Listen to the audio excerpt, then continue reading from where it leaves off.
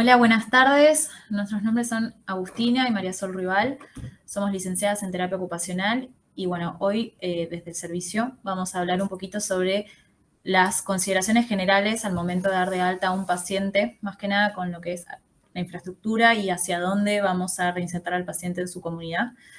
Vamos a compartir un PowerPoint. Cualquier duda o pregunta que tengan, activan su micrófono y nos pueden ir preguntando si quieren, así es más dinámico, y si no, al final, como prefieran.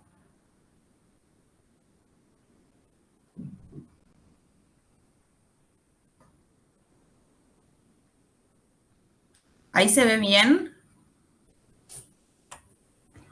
Sí, se ve. Buenísimo. Bueno, vamos a hablar un poquito, como dijo Agus, de las recomendaciones generales para un retorno seguro al domicilio, porque nosotros, acá estamos en un centro de rehabilitación y siempre pasa que el consultorio en rehabilitación suele ser un espacio seguro. Acá no hay desniveles, no hay objetos que puedan por ahí estar en el camino. Cuando el paciente vuelve a su casa, sale a la calle, todos caminamos por las veredas y vemos qué es lo que pasa. Hay un montón de cositas para tener en cuenta para seguir favoreciendo el desempeño de esta persona en sus actividades de la vida diaria o instrumentales. Primero, un poquitito el rol del terapeuta ocupacional. La terapia ocupacional aborda el contexto y las barreras arquitectónicas que presenta el medio donde se va a reinsertar el paciente luego de su internación. Para los que por ahí no saben lo que es terapia ocupacional o bien qué es lo que hacemos, los terapistas ocupacionales trabajamos con las ocupaciones, y las ocupaciones van desde atarse los cordones, comer, bañarse, hasta la posibilidad de poder reinsertarse en el contexto donde el paciente se movía previo a lo que le pasó. Accidente, traumatismo de cráneo, ACV, algo traumatológico, alguna discapacidad, algún síndrome que le diagnosticaron. Entonces, como terapistas ocupacionales, tenemos que garantizar que esta persona pueda reinsertarse en su entorno. Hay varios puntos a tener en cuenta cuando hablamos de reinserción, ¿sí? Tenemos la comunidad, el hogar, la participación social, el empleo y la educación. Y acá empieza un poquitito a jugar nuestra mirada con el análisis de la actividad, porque ¿qué pasa con un paciente que tenía un empleo por ahí de policía y quedó en una silla de ruedas? Bueno, ¿dónde va a volver a trabajar? ¿Hay escaleras? No, hay que adaptar ese trabajo, puede volver en otro puesto, sobre todo cuando son pacientes en edad productiva o en edad de educación, si tenemos algún paciente más joven o que está estudiando o que está yendo al colegio. Eso en la parte productiva de empleo y educación. Y después, la participación social. ¿Qué va a pasar? Es muy común que cuando se externan los pacientes, se quedan en la casa. Se quedan en la casa y no salen a hacer nada. ¿Por qué? Porque es muy difícil movilizarse en la vía pública, porque no encuentran dónde tienen que ir. Bueno, como terapistas ocupacionales es muy importante que nuestros pacientes encuentren actividades significativas de ocio y tiempo libre. No a todos les gusta cocinar y caemos en el típico taller de cocina, eso no sirve. No a todos les gusta cantar. Bueno, cada uno tiene que tratar de encontrar una actividad de ocio y tiempo libre que sea accesible y que sea de su interés. Hoy vamos a hablar un poquitito más de lo que sería el hogar, ¿sí? Según los ambientes de la casa, qué es lo que tenemos que tener en cuenta para que ese paciente pueda movilizarse en su hogar como lo hace en el centro de rehabilitación, que entendemos que es mucho más cuidado y todo el miedo que le genera al paciente irse a su casa sin enfermeros y sin médicos que están 24 horas pendientes. Bueno, para tratar de hacer esto un poco más llevadero y seguro, vamos a dar un par de indicaciones que está bueno que tengamos en cuenta como familiares, conocidos, personal de salud que asista a personas con discapacidad. Bueno, como dijo Sol, hoy en realidad nos vamos a enfocar más en lo que es el hogar y sabemos bien que no todas las personas tienen la posibilidad de contar con un hogar propio, muchos alquilan, entonces también es un momento en donde nosotras como TO, previo al alta del paciente, tenemos que evaluar en qué lugar se va a ir a vivir, si es una casa, si es un departamento, si es alquilado, se puede hacer modificaciones, no se pueden hacer modificaciones. En base a eso nosotros vamos a ir evaluando las distintas alternativas, apoyos, opciones que le podemos ofrecer a la familia y al paciente para que justamente pueda volver a su hogar y no quede en una institución que justamente trabajamos fuertemente para que puedan lograr volver a ese contexto y a ese entorno y a esa vida previo al accidente. Lo más importante es, obviamente, saber si desde la institución se pueden dar, por ejemplo, bastantes salidas terapéuticas para evaluar si ese hogar es funcional para el paciente. Hay muchos pacientes que justamente tienen esta posibilidad de que una familia los acompañe, los venga a buscar el fin de semana. Acá en la institución trabajamos con esa modalidad en donde el paciente puede irse a su casa un fin de semana, unas horas, dependiendo obviamente de la tolerancia, de la patología del paciente. Y ahí en esos casos es donde pedimos videos, por ejemplo, que nos filmen la cocina, que nos filmen el baño, que nos filmen la disposición de los muebles. En base a eso nosotros evaluamos si ya está obviamente en esta etapa en donde tenemos que ver, bueno, ya en un mes, en 2 meses, en 3 meses el paciente se externa. La idea es empezar a ver con esas imágenes, videos, fotos, o mismo el paciente en ese lugar, en esa salida terapéutica, lo vemos desempeñándose con videos. Sí hay que adaptar, sí hay que prescribir, sí hay que modificar, graduar, lo que sea, pero bueno, justamente es un trabajo que se hace mientras el paciente está internado, pero con esas salidas terapéuticas, o si no se pueden dar esas salidas terapéuticas porque el domicilio queda en otra provincia, en otra localidad, se piden imágenes y a la distancia se va asesorando a la familia y a todos los del entorno cómo se tendría que modificar ese hogar. Entonces, obviamente, primero, como dice ahí, evaluamos por medio de imágenes o videos, como ya dije, y ahí es cuando nosotros desde TO, obviamente, necesitamos al fisiatra que también nos prescriba esas sillas de baño, esas barrales, esas graduaciones en altura, demás, rampas, lo que sea, sí se puede hacer y trabajar junto con el paciente, con, obviamente, la obra social en esos casos muchas veces nos ayuda porque es la que nos va a facilitar todos esos elementos. Y bueno, esos productos de apoyo que ahí dice abajo y adaptaciones son las que necesitamos ver en el caso de que el domicilio se pueda adaptar o no se puede adaptar, vemos cuál. ¿Se puede construir algo? ¿Se puede tirar algo abajo? Hay que adaptar y dar un apoyo porque justamente es un departamento alquilado, entonces no puedo modificar, por ejemplo, un escalón, pero sí puedo construir una rampita. Bueno, perfecto, lo hago. Entonces, en base a eso es que nosotros evaluamos previo, como decimos, previo a que el paciente se haya ido y mientras está internado, es que evaluamos dónde va a volver. Entonces, bueno, lo principal es que a nivel nacional en Argentina existe una ley que es la 24.314 con el decreto 914/97, que es la que dictamina justamente la accesibilidad de todos los edificios públicos, privados, que necesitan tener como condición mínima para que las personas con movilidad reducida puedan acceder a ellos.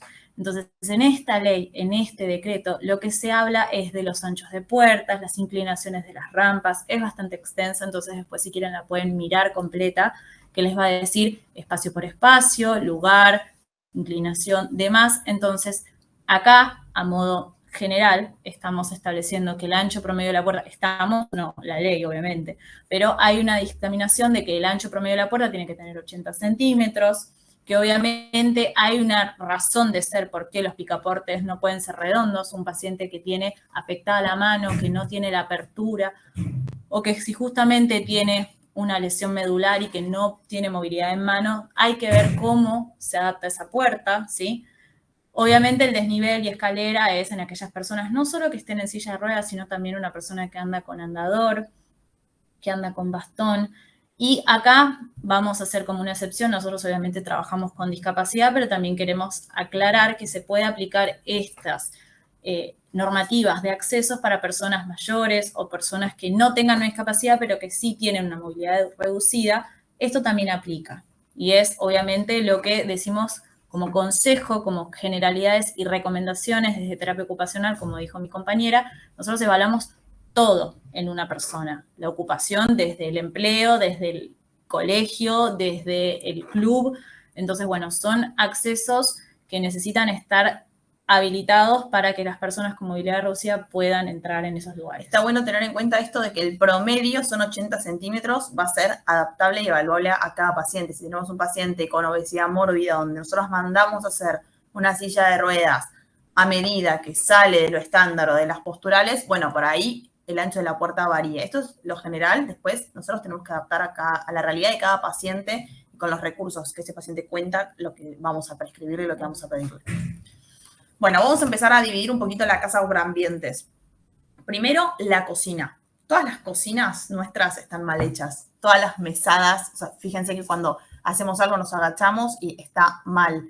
Cada uno sería ideal que tengamos una mesada a nuestra altura. ¿Qué pasa con las sillas de ruedas? Por ejemplo, voy a empezar de abajo para arriba de la diapositiva. La altura de la mesada, 75-80 centímetros mínimo, porque si no, a mí no me deja ingresar, o sea, no puedo tener alacenas abajo de la mesada como nuestras mesadas convencionales, porque si no el paciente no puede ingresar las ruedas por debajo de la mesada y el tronco y sus miembros superiores quedan muy lejos de la mesada para hacer algo. Entonces, idealmente, lo ideal sería que la mesada de una persona que va a estar en silla de ruedas, abajo tenga libre y no tenga alacenas. ¿Qué pasa?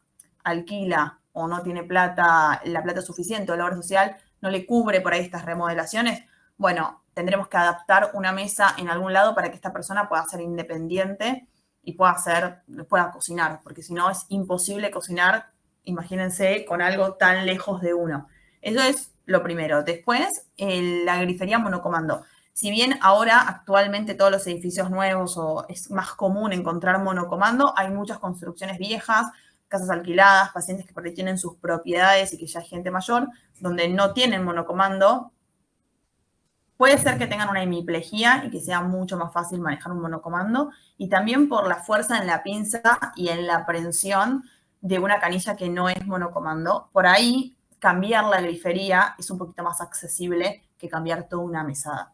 Reordenar la altura de las cenas y electrodomésticos de mayor uso. ¿Quién no tiene el microondas arriba de la heladera, por ejemplo? Bueno, una persona en silla de ruedas nunca va a llegar a poder abrir ese microondas, entonces hay que bajar todos los electrodomésticos que se puedan para que el paciente pueda acceder de forma segura, sobre todo porque la cocina hay fuego, hay calor, el paciente se puede lastimar, suelen ser pacientes con sensibilidad disminuida que por ahí si se cortan o si se queman no se dan cuenta, entonces todas estas cosas hay que tenerlas en cuenta y también adaptar y educar al paciente. Y quitar muebles del paso. Cuando uno adapta a la casa a una persona con discapacidad y que se va a mover en silla de ruedas, tenemos que tratar de que haya la menor cantidad de muebles posibles en el medio para que sea mucho más fácil la circulación de esa persona en la silla de ruedas. Comedor y living, lo mismo con sillones, con mesitas ratonas, la menor cantidad de muebles que haya en el paso. Buena iluminación, siempre para que el paciente pueda ver bien. Pisos sin desniveles sería lo ideal. Y tener en cuenta el largo de las cortinas. Esas cortinas que tocan el piso están contraindicadas si nosotros vamos a adaptar a un domicilio, porque el paciente puede enganchar, si está en silla de ruedas, la rueda de la silla. Si está con bastón, puede el bastón engancharlo en la tela o tropezarse. Entonces, lo ideal es que las cortinas no toquen el piso, que haya una buena iluminación, que las ventanas, acá es un poquito lo mismo de la puerta sin el picaporte redondo. Las ventanas tienen que ser de fácil abertura. Yo no puedo pretender que el paciente haga mucha fuerza o un movimiento anatómicamente muy contraindicado o difícil para el paciente para poder abrir una ventana. Lo ideal sería que todos los alcances sean ergonómicos y si nosotros tenemos una ventana por ahí con una apertura, bueno, desde terapia ocupacional tenemos que hacer una manija que se pueda enganchar en esa ventana y que el paciente con la toma que tiene pueda abrir esa ventana. Si no podemos cambiar la abertura del todo, como terapistas ocupacionales, es nuestro trabajo adaptar lo que ya tenemos para promover la independencia del paciente. Siguiendo un poco con todos los espacios del hogar, seguimos con el dormitorio y bueno, obviamente depende de cada paciente si requiere una cama ortopédica o no también, pero por lo general si se puede pedimos la cama ortopédica porque en casos, por ejemplo, de fracturas de cadera donde la cadera no puede tener una flexión mayor a 90 grados, necesitamos que la cama esté elevada para justamente evitar este movimiento que no está indicado y cuidar al paciente. Pero también tenemos las camas ortopédicas que nos sirven para pacientes que, por ejemplo, no tienen muy buena fuerza en miembros superiores y necesitan transferirse de la silla de ruedas a la cama. Las camas ortopédicas tienen un control en donde generalmente se les adapta la altura y eso también permite. Entonces, bueno, en el dormitorio hay que ver el tema de las camas, si están bien inclinadas, bien organizadas en la esquina del dormitorio o no, también ver si hay elementos en el paso, como dijo Sol. Esto es general para todo el hogar, el tema de las alfombras, el tema de los elementos del pasto, el tema de los protectores de cables, a veces que son contraindicados porque justamente generan una dificultad para marchar en pacientes que no pueden, por ejemplo, elevar tan bien los miembros inferiores. Entonces, bueno, ahí dice cama acorde para transferencias con barrales, antiescara, almohadas, escaleras, etcétera. En lo que es antiescara, trabajamos con el tema de colchones antiescara acá en la institución, y si se puede pedir a la obra social que lo prescriba para el domicilio, estaría bueno, porque hay ciertos pacientes que se van inclusive con lesiones en piel, o se van con, por ejemplo, alteración en la sensibilidad, o son pacientes bastante obesos en donde, si bien la idea es que en su domicilio se movilicen, se transfieran, salgan de la cama, hay pacientes que por patologías, la verdad que tienen que estar más tiempo acostados, entonces el colchón antiescara sirve para justamente prevenir una futura lesión en piel. Y es algo que nosotros también como TEO tenemos que ver cuánto tiempo va a estar sentado en la silla, cuánto tiempo va a estar en la cama, y en base a eso también prescribir todos estos elementos de apoyo para justamente facilitar en la casa que el cuidador o el familiar estén atentos y no generar como un exceso de preocupación o de cuidados que no lo requieren. Proveer espacio de movimiento para la silla de ruedas con giro 360 es esto, vuelta más de lo mismo, el tema de permitir que el paciente sea independiente en su domicilio y que tenga la disposición de todos los elementos al alcance, que no molesten, que pueda acceder a todos los lugares, la mesita de luz, al ropero, que pueda acceder, por ejemplo, bueno, después la puerta, ¿no?, para ir al baño y demás. Entonces necesitamos que tenga buena movilidad y que no haya algo en el paso que entorpezca con toda su movilidad. Si hay mi negligencia, los estímulos del lado sano, justamente para que él pueda tener, no sé, si tiene que tener un botón para llamar a la enfermera, se lo damos del lado sano. Si tiene que tomar líquido para que no se olvide que tiene que hidratarse, se da del lado sano. Inclusive, por ejemplo, a veces trabajamos con estas adaptaciones acá en la institución y también entrenamos a los familiares para que cuando vuelva al domicilio traten de reacomodar esos elementos, esa cama, esa ventana, esa tele, todas esas cosas para que repliquen lo que justamente aprenden en la institución en su hogar, porque para eso es que nosotros los estamos entrenando con esa finalidad en terapia ocupacional, y nosotros a veces también, ya en una etapa más avanzada, no solo trabajamos en el servicio, sino que subimos a las habitaciones de la institución con el paciente y le mostramos como la idea de lo que tiene que replicar en la casa. Altura de cama acorde a los requerimientos personales, generalmente entre 45 y 50 centímetros del piso. Está bueno también entender que hay distintos grados de independencia, que está bueno favorecer. Hay pacientes que por ahí no se pueden poner la remera solos, pero sí pueden elegir qué ropa ponerse. Entonces, que el placar esté adaptado, que la altura sea baja y que el paciente pueda decidir qué ropa ponerse, ya está participando activamente dentro de sus capacidades. Siempre el TEO mira como qué es lo que el paciente puede hacer cuando las secuelas ya están muy establecidas. Entonces, toda la adaptación del domicilio va a ir mirando que esa persona pueda ser independiente en lo que puede, pero que pueda igualmente participar activamente en alguna ocupación que sea significativa. Bueno, y el baño, obviamente acá es donde más vamos a tener que ver como TEO, si bien en los otros casos es más fácil mover una cama o una mesita de luz o una mesa, el baño, la verdad es que con los espacios que tienen los baños generalmente necesitamos hacer más remodelaciones a nivel arquitectura que adaptaciones de poner simplemente correr una mesa. O sea, el inodoro no lo puedo correr, entonces lo que tengo que evaluar es si el paciente le cuesta la transferencia o puede hacer una transferencia pero necesita un apoyo, bueno, ver barrales, ¿sí? Ver elevación de inodoro, el mismo criterio que se utiliza para la cama, el tema de la altura, por ejemplo, para las fracturas de caderas, se utiliza también para los inodoros, para los bidets. La idea es evaluar justamente que todo al hogar sea adaptado para que ese paciente no requiera por demás una supervisión que no es necesario. Entonces, verificar amplitud y apertura de puerta, esto en todo, como ya lo explicamos, hay que ver si la silla entra, no entra. Si la puerta abre para afuera o para Exacto, adentro. si es deslizable, justamente si es deslizable, qué manija tiene, ¿no? Todo esto se repite, pero bueno, vamos espacio por espacio para hacer las aclaraciones. Reemplazar bañera por plato de ducha. Mucha gente, la verdad que levantar la pierna y entrar a una bañera es muy difícil, y la verdad que tampoco es seguro ni siquiera para algunos de nosotros. Entonces, cambiar todo este dispositivo de baño estaría bueno si es que se puede, repetimos lo mismo. O sea, entendemos que hay lugares en donde son alquilados, entonces hay que ver después como TOs si ponemos una silla con banco, por ejemplo, un banco para bañarse, si se tiene que deslizar, si no, si se corta la bañera, si no se corta la bañera. Entonces la idea es justamente evaluar qué adaptación, qué graduación, qué cambio hay que hacer en ese baño para poder facilitar que el paciente, por ejemplo, se bañe. Entonces, si es para la ducha, en la ducha, por ejemplo, necesitamos el tema de si puede pasar la pierna, bueno, perfecto. Se pone una baranda, se pone un, no sé, un dispositivo para el shampoo. Un caso es el ejemplo de los jabones o el caso del shampoo, el pote de shampoo.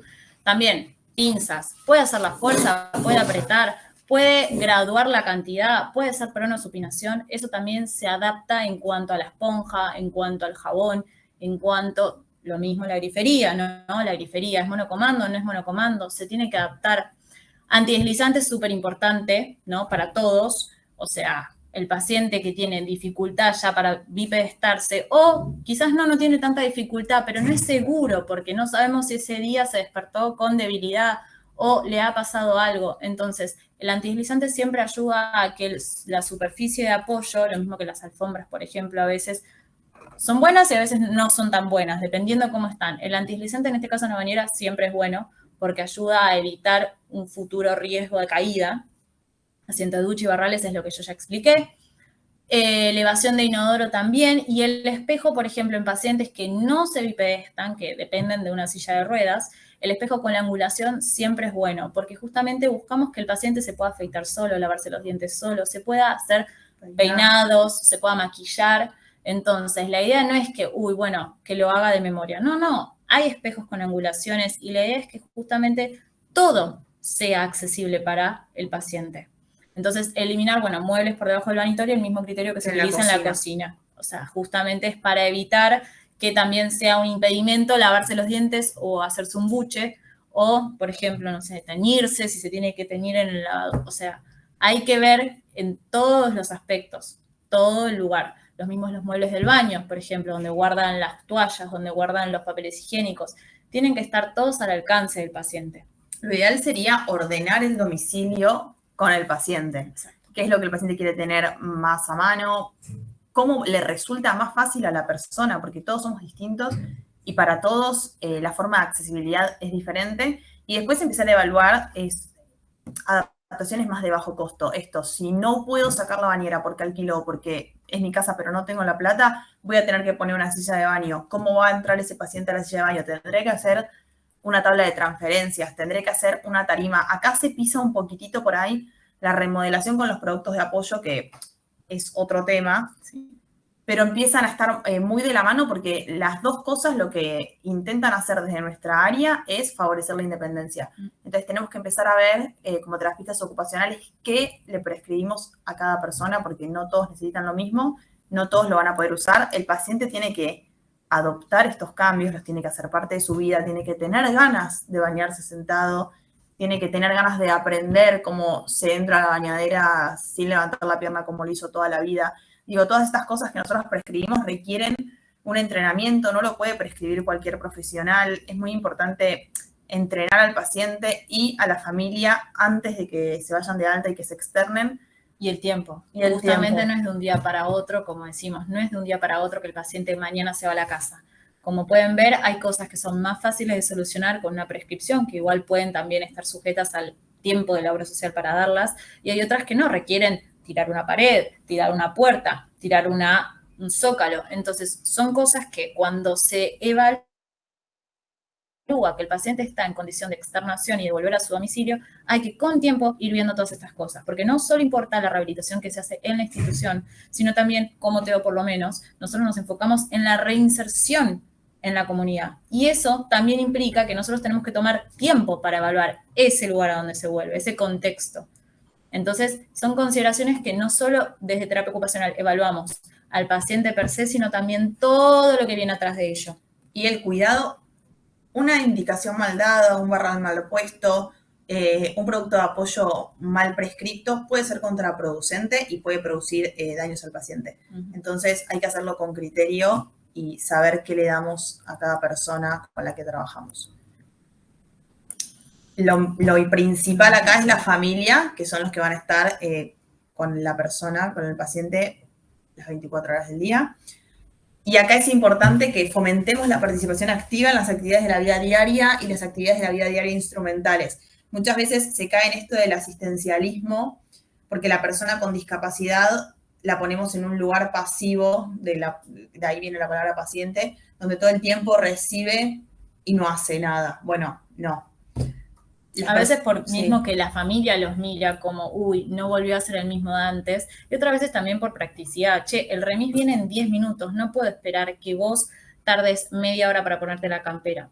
Entonces ahí es cuando nosotros en la institución y después ya dado de alta al paciente tenemos que insistir mucho a la familia de, bueno, si vos sabés que el remis tarda, que esté cambiado media hora antes y después recién ahí pedís el remis. También es un tema de todo el contexto SATA, no solo el paciente, porque justamente nosotros trabajamos a nivel global, general, o sea, no tenemos una mirada holística, no es solo el paciente, es el paciente, su entorno, su familia, su perro, su colegio, su trabajo. Entonces, justamente lo que hablamos de si necesita ponerse una remera porque el paciente sale o porque tiene que estar vestido en la casa, condición básica, tenemos que ver, bueno, el paciente puede elegir, por lo menos le damos eso, porque realmente si el paciente puede elegir, ahí no lo estamos poniendo en un lugar pasivo de, bueno, listo, ya está, rápido, lo visto, le pongo la primera remera que veo. No, que elija. Sobre todo cuando en nuestro caso trabajamos con adultos, ¿no? Se suele infantilizar un montón a las personas con discapacidad y la verdad es que no. Es gente adulta que aprendió a vestirse y aprendió a vestirse de una manera distinta, pero lo hacen solos. Eso hay que enseñarlo, porque nosotros como profesionales lo sabemos, pero no todo el mundo sabe cómo se tiene que vestir una persona con una hemiplegia. Eso hay que enseñarlo y hay que fomentar que eso después la persona lo haga en su casa o en el lugar donde sea que vaya a vivir fuera del centro de rehabilitación. Y para esto hay distintos tipos de apoyos para facilitarle al paciente qué es lo que tiene que hacer. Uno es el verbal. Por ahí tenemos pacientes que necesitan que, bueno, pasar primero la mano izquierda o agarrar primero el tenedor así. Toda esa guía verbal lo que va a hacer es ayudar cognitivamente y sobre todo en la parte atencional, por ahí en pacientes con problemas más cognitivos, que entra un poquito más en las praxias, pero la verdad es que influye directamente en el desempeño. Entonces, uno de los apoyos es el verbal, ir guiando paso por paso a la persona con la que estamos para que lo haga solo, de forma activa. Sí. ¿Querés decir físico? Dale, sí. Después tenemos el físico, en donde, por ejemplo, el paciente puede colocarse una manga, pero le cuesta porque tiene una dificultad en el hombro para lograr llevar el brazo para atrás y agarrar la otra parte de la campera. Entonces, bueno, quizás ahí solo necesitamos, por ejemplo, que una persona le pase esa parte de la campera para el otro lado, o inclusive no. Físico también implica un producto de apoyo en donde es una agarradera, una pinza que el paciente se la pone en la mano, engancha, aprieta, alcanza la campera y la trae. Físico implica un montón de cosas. Entonces es todo lo que justamente no es verbal y que es algo en donde el paciente es un gradito de necesidad de apoyo que necesita y se facilita para que pueda terminar la actividad solo. Lo visual es, por ejemplo, pegar pictogramas en una pared con los distintos pasos de la actividad. Entonces la persona se va guiando en los pasos que tiene que seguir para poder ponerse una remera, para poder lavarse los dientes. Son un montón de actividades que nosotros tenemos totalmente incorporadas, pero que se involucran un montón de funciones y estructuras corporales y conexiones neuronales para que se pueda llegar a cabo esas ocupaciones. A ver, acá claramente tenemos que tener criterio. A una persona que no ve no le vamos a poner un apoyo visual, porque son cosas que después suceden y no sirven. No, los apoyos lo que tienen que hacer tienen que ser funcionales para esa persona. Por eso no todo sirve para todos. Por eso por ahí tengo una persona que necesita desglosar la actividad en 20 pasos y hay otra persona que no, que con 5 imágenes. Entonces, esto es general. Después cada uno lo va a adaptar a su paciente porque lo evalúa de la forma pertinente, porque lo conoce y porque sabe qué es lo que necesita. Pero son como tips y como ideas a tener en cuenta, sean o no sean TEOs, por ahí todos tienen algún conocido, un amigo de, un familiar, que dicen, si esta persona podría desempeñarse así, pero necesita un apoyo. Bueno, estos son todos tipos distintos de apoyo. Inclusive, por ejemplo, los listados de pasos de una receta de comida es un apoyo visual para nosotros que no tenemos ninguna discapacidad. Entonces, no hay que mirar mal el apoyo porque justamente nos sirve para poder desempeñarnos funcionalmente en nuestra vida cotidiana. Entonces, todo el mundo tiene apoyos, un alarma en el celular, un cronómetro, lo que sea. Hay que justamente normalizar el tema de los apoyos para que todos veamos que son funcionales y que permitan que el paciente también los adquiera y los acepte como, yo necesito esto, no pasa nada, yo necesito tener la lista de cosas que tengo que hacer en el día, perfecto. Supervisiones es justamente supervisar que el otro haga la actividad. Hay muchos casos en donde son pacientes que pueden hacerlo porque se han entrenado, han adquirido bien esos conocimientos, los han puesto en práctica correctamente, pero por una cuestión de riesgo, por ejemplo, pasa mucho en pacientes de mayor edad, en donde tenemos este riesgo a caídas, o pacientes en donde estamos todavía viendo que se adapte al nuevo contexto en la casa, que todavía no está 100% adaptado a su domicilio porque volvió hace 2 días. Son supervisiones que no necesitan, justamente la supervisión implica que yo no tenga que poner mi cuerpo en ese lugar, pero sí que lo tenga que mirar por las dudas. Entonces, eso también al principio quizás hay que hacerlo, después se retira ese tipo de apoyo, o no, justamente simplemente es que el paciente entre a bañarse y yo me quedo del otro lado de la cortina esperando que me diga, bueno, listo, ya estoy, todo bien, no te tengo que alcanzar más, no, listo, perfecto. A veces es simplemente eso, pero igual se necesita porque obviamente cuidamos la salud de la persona y obviamente el desempeño. Y después graduar y o adaptar las actividades según la capacidad de los pacientes. Graduar es graduar la complejidad que pueda tener una actividad, por ejemplo, simplificando casos, los pasos, y adaptar es un producto de apoyo. Un producto de apoyo ya a mí me adapta la actividad, pero me favorece el desempeño independiente de ese paciente en las actividades de la vida diaria. Siempre todo esto que dijimos desde que empezó la charla es consensuado con el paciente. Nosotros no le podemos decir, bueno, haz esto en tu casa porque decimos que es así. Bueno, no. Se empiezan a jugar un montón de cosas también emocionales. Es muy importante el trabajo interdisciplinario porque al paciente le vamos a cambiar su casa, le vamos a cambiar la forma de hacer las cosas. Es muy invasivo. O sea, te estás metiendo en la intimidad de esa persona, tiene que ser con mucho respeto, con mucho cuidado y con mucho consenso para que funcione, porque si nosotros imponemos estos cambios, el paciente no los va a incorporar, no los va a querer usar, no los va a usar y no va a servir de nada. Es un proceso largo, es parte del tratamiento y se empieza a trabajar unos meses antes de la externación porque hay que entrenar al paciente, hay que entrenar a la familia y bueno, también porque hay que prescribir los productos, tienen que llegar y hay que hacer las remodelaciones en casa. Una gran recomendación, en realidad, a modo general, es paciencia, porque justamente esto es un proceso que lleva tiempo, ¿sí? Pero también paciencia en cuanto a todo llega a su debido tiempo y todo llega para justamente facilitar el desempeño. Entonces, a veces es, bueno, hoy no lo puedes hacer, pero mañana sí lo vas a aprender. Bueno, hoy no te llegó, pero mañana sí. Bueno, vemos, esta imagen no terminó de cerrarnos cómo quedó modificado el baño, bueno, la volvemos a cambiar o se vuelve a sugerir. Entonces, es algo justamente esta parte de la externación del paciente es a veces la que más lleva a ansiedad porque es tipo, me quiero ir ya me puedo vestir en la institución, bueno, ya quiero volver a mi casa. Y no, a ver, hay que evaluar un montón de cosas, como ya las dijimos en esta charla, entonces no las vamos a repetir, pero la idea es que justamente sea algo realmente consensuado entre todos, visto por todos los profesionales, visto por todas las familias, con el paciente, como dijo Sol, hay que tener la realidad, la conciencia de que es un proceso también como fue estar internado. Y por eso clave las salidas terapéuticas, como dijo Agus al principio. Una cosa es que el paciente se vista o se lave los dientes en el centro de rehabilitación y otra cosa es que vaya y lo haga en la casa. Ahí van a empezar a surgir un montón por ahí de nuevas dificultades que las vamos a trabajar ya más basado en la ocupación, pensando en ese retorno seguro al domicilio. Bueno, así que muchas gracias por escuchar y si quedaron dudas, obviamente estamos abiertas ahora a que surjan y las podemos presentar.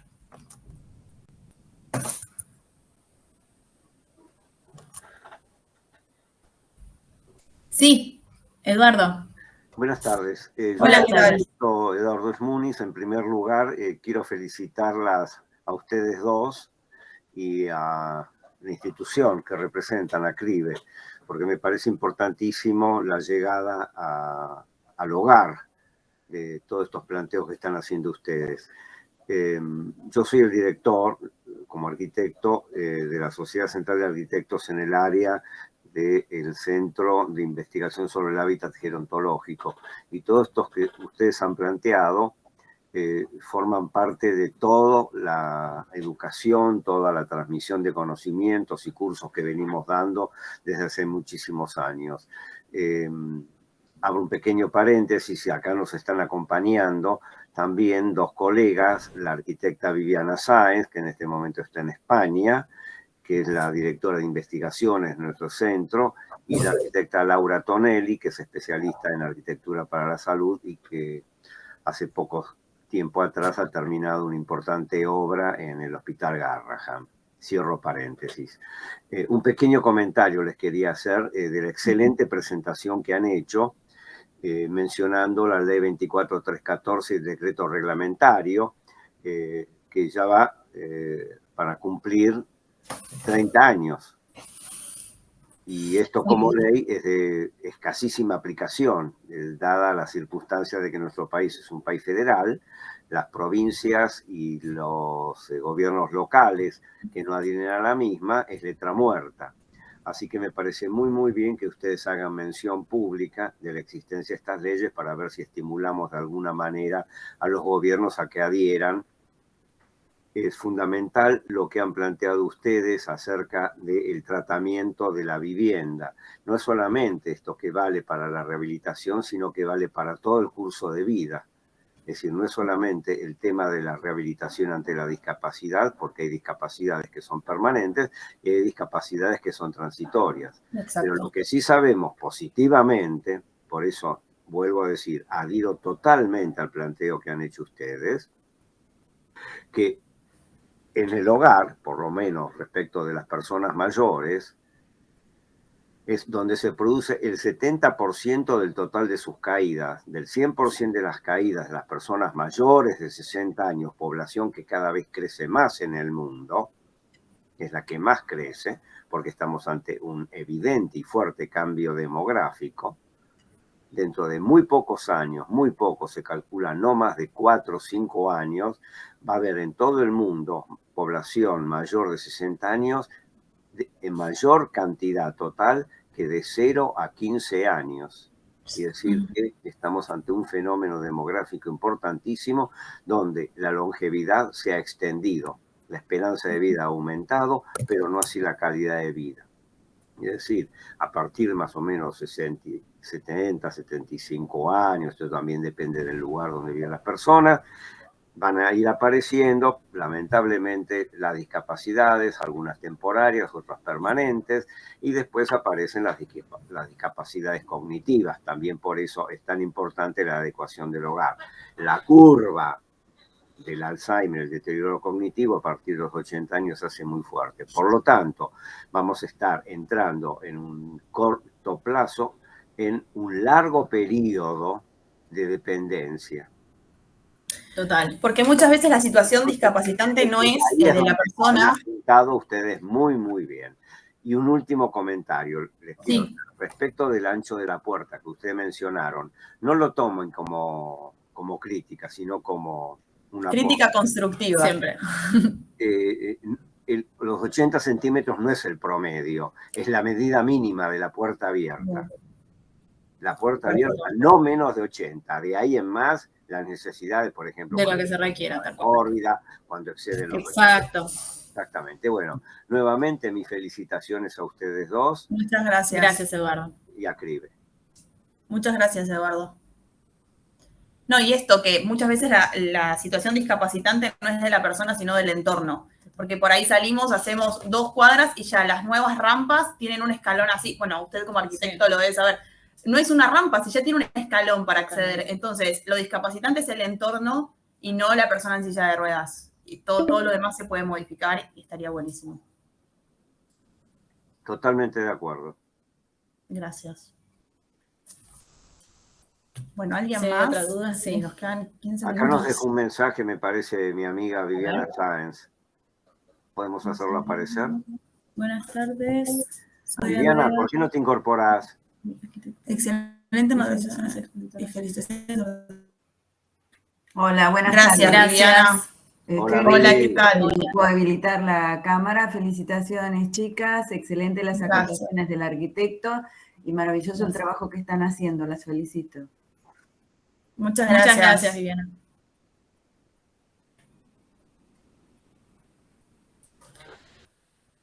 Bueno, si en no hay realidad, ninguna sí, otra duda, gracias a todos por escuchar, por prestar atención, por participar. por los aportes, todo suma. Así que está bueno que entre todos, como siempre decimos, es un trabajo interdisciplinario y no interdisciplinario solo de las personas en salud, porque justamente necesitamos del arquitecto, necesitamos del ingeniero, necesitamos del diseñador para que toda la intervención que se haga con un paciente llegue a buen puerto y que justamente es lo que buscamos, ¿no? Que el paciente pueda realmente desempeñarse en su casa, en su trabajo, Exacto. en su colegio. Siempre se busca lo mejor para el paciente. Entonces, cuantos más profesionales aporten de la disciplina que sea, siempre va a sumar. Entonces, justamente esta charla fue básicamente para contar desde terapia ocupacional, que es lo que somos, cómo aportamos nosotros, pero siempre está bienvenido el aporte de otro profesional que también suma infinidad de veces, a veces muchísimo más, porque generalmente nosotros no somos los que armamos los productos de apoyo, pero el que los arma realmente suma un montón, se lo agradecemos, el arquitecto también. Exacto, es un trabajo en equipo y es la única forma de trabajar que nos sirve y que en realidad creemos que sirve, que es la forma en equipo de todas las profesiones, para el bienestar de la persona. Gracias a todos una vez más y bueno, cualquier cosa. Cualquier cosa tienen nuestros contactos. Gracias. Bueno, muchas gracias, chicas. Excelente la charla, como siempre, claras, concisas, y súper, como dijo acá un muchacho, Matías Silva, muy didáctico todo.